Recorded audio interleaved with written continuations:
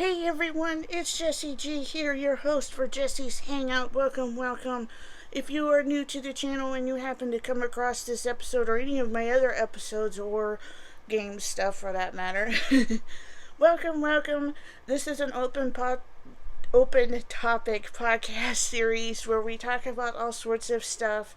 And also, I do some reviews that I incorporate into my podcast series. So I hope you guys will enjoy all of this content and the videos that I will be putting out this week. These were originally supposed to be for October month, but it didn't work out. It got away from me, but I'm going to go ahead and post these for you guys this week so you guys have something to watch and something to look forward to. But I also have other content that will be coming out after that, so stay tuned for that. Also, I want to take the time to say that you guys seen the opening credits and a disclaimer and everything. I want to also take the time to thank a good friend of mine, a best friend of mine, who helped me out with today's episode and also kind of gave me some opinions for my other episodes in the future. I want to shout out Daniel's Games. I much appreciate your help and everything that you've done to help me with these episodes and any of my future other episodes that I do. Much thank yous for that, because without her these wouldn't have happened and I wouldn't have written them out and you guys wouldn't have seen any content because I would have had a creator's block.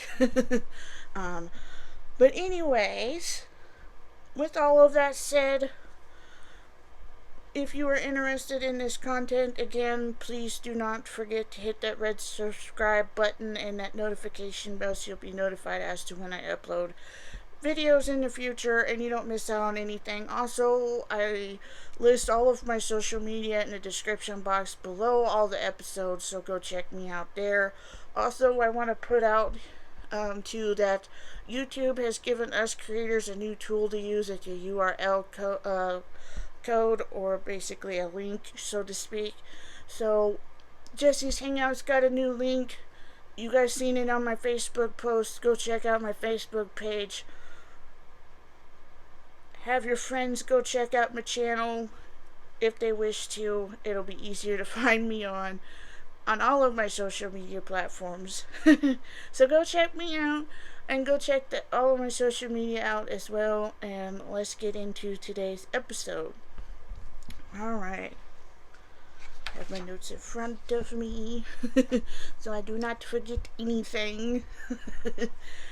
First movie I want to talk about. This movie I've seen, and it was back in the 90s, and I've been watching it ever since.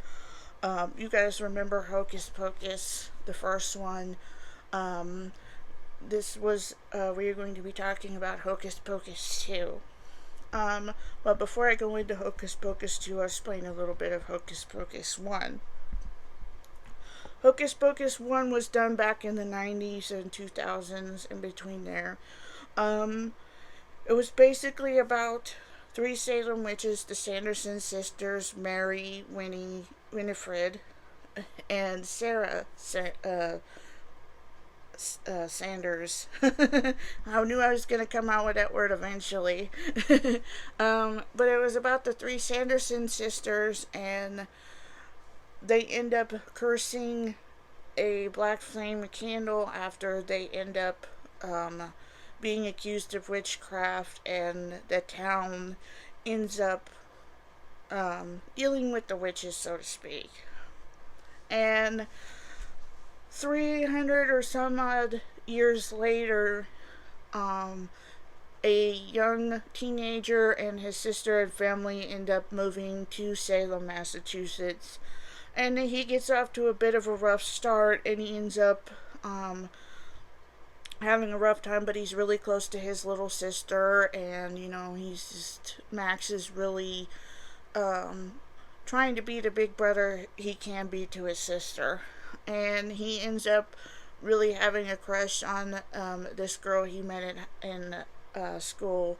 So between the 3 of them, they end up going and visiting the Sanderson sisters museum, and he stupidly lights the black flame candle and it accidentally brings back the three Sanderson sisters, and they all three of them have to find a way alongside zombie a good zombie man named Billy, who was allegedly, supposedly, in that time that we knew, that he was one of the boyfriends to one of the sisters, and he ended up being poisoned and he passed away.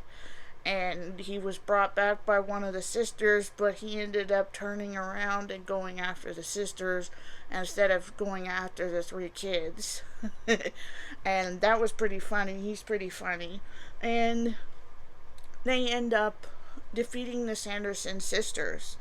Well, quite a few years later, Hocus-pocus 2, which came out on September the 30th of 2022, and if I got the date right, if I'm not mistaken, and three young girls accidentally bring back the three Sanderson sisters, and they come back and they wreak havoc over Salem, and the three of these young girls have to figure out how to stop them before they wreak havoc on everybody.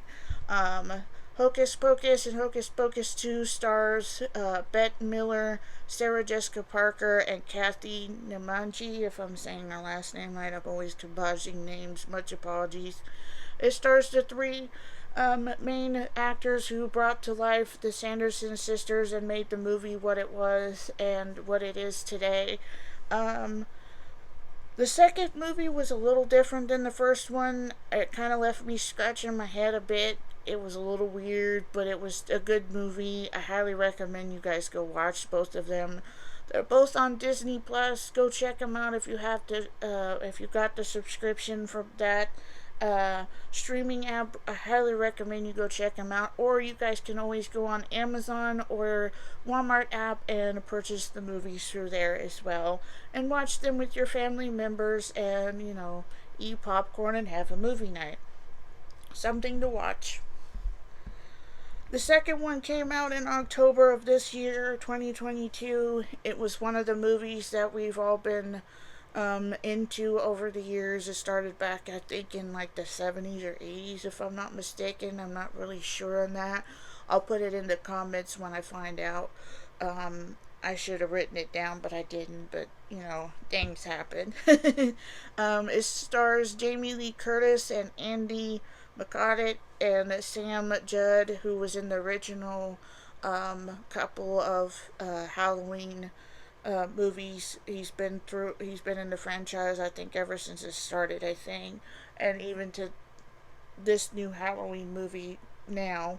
And it also has other good actors and actresses in this movie. If you guys saw Halloween Kills, this basically is 4 years later after Michael wreaked havoc over the town and came after Lori and her family and ended up killing her daughter, and now she lives with her granddaughter and is trying to adjust to life, and has bought a house and has settled down and just trying to deal with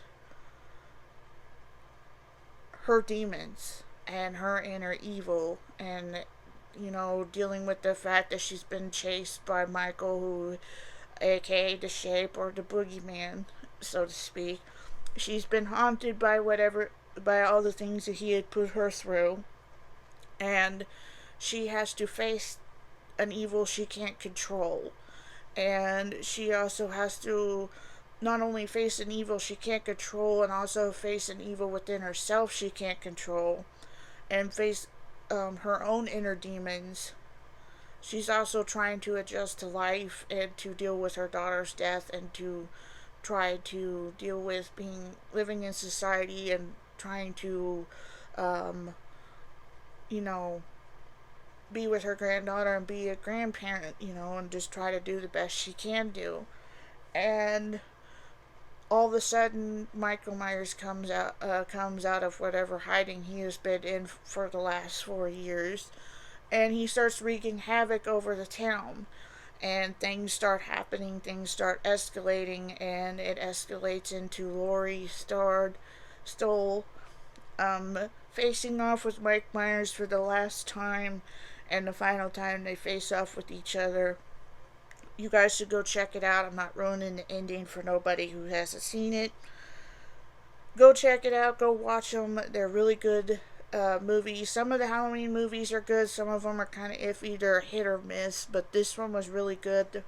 Um, there was some things about it that I wish they could have put more suspense, more on the edge of your seat type thing. But sometimes it doesn't happen with these kinds of movies. It just is what it is. But it's a good movie to go watch if you guys want to watch it. It's streaming on Peacock channel, or you can buy it through your TV service provider, or when the movie comes out, you could go check it out through Amazon app or through the Walmart app and go purchase the other Halloween movies as well. So go check those out if you wish. Next movie is it's a really sad one. It's really a paranormal type one, but it's sad, but it's scary at the same time. It's called Mama. It came out in 2013. It was a horror film. It's about two sisters who end up going missing, and 5 years later, the aunt and the uncle end up finding. I think it's the aunt and the uncle, but they end up being found 5 years later in this very decaying, very run down, broken cabin. And when they find them, a spirit they call Mama ends up following them, and things just kind of take a really drastic, crazy turn, and it's pretty scary but pretty sad at the same time. So go check that out if you're interested in that type of movie. Also, the next good movie that you guys should go check out is called Truth or Dare, starring Pretty Little Liars star Lucy Hale and some other good actresses and actors who have also are in this movie. Basically, a group of college students who are on vacation in Mexico end up playing a Truth or Dare game, but not realizing that the game has a sinister, very dark consequence to it, and the game suddenly starts spiraling out of control, and bad things start to happen, and it's up to them to try to figure out how to not only stay alive through the game and to keep doing what the other person says, but also trying to find ways to end the game. And it's pretty sinister. You guys should go check it out for yourselves. It's pretty crazy. The next movie we are going to talk about on the list, the last and final one, is called The Orphan, The First Kill. If you guys haven't seen the first Orphan movie, you guys should go check it out too. Cliff Notes version of the first one.